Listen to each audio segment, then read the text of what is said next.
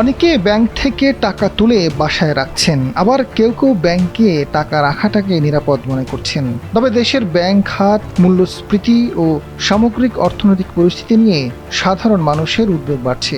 সামাজিক যোগাযোগ মাধ্যম থেকে শুরু করে চায়ের আড্ডা সবখানেই এখন একটি প্রশ্ন ঘুরপাক খাচ্ছে: টাকা কোথায় রাখা নিরাপদ, ব্যাংকে নাকি বাসায়?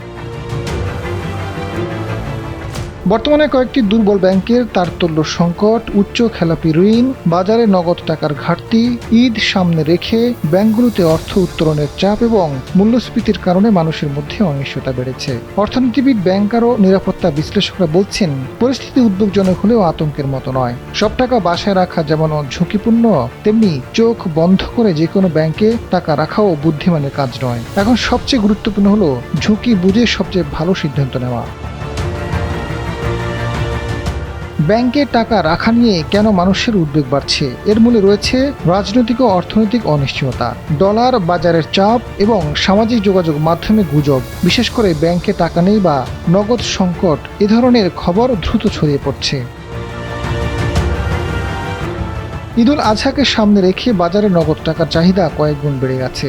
গরুর হাটে বড় অঙ্কের নগদ লেনদেন, শ্রমিকদের বেতন বোনাস পরিশোধ এবং ব্যক্তিগত খরচ বৃদ্ধির কারণে ব্যাংকগুলোতে নগদ উত্তোলন চাপ তৈরি হয়েছে। এদিকে বাসায় টাকা রাখা কতটা নিরাপদ তা নিয়েও প্রশ্ন তুলেছেন অনেকে।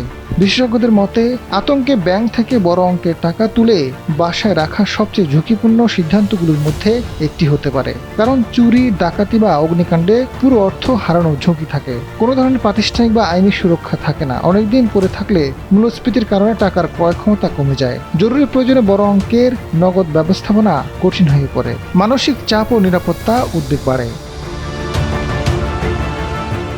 টাকা কোথায় রাখা সবচেয়ে নিরাপদ? বিশেষজ্ঞদের মতে, পুরো অর্থ কখনো বাসায় রাখা উচিত নয়। তবে জরুরি প্রয়োজনে কিছু নগদ অর্থ হাতে রাখা বাস্তবসম্মত।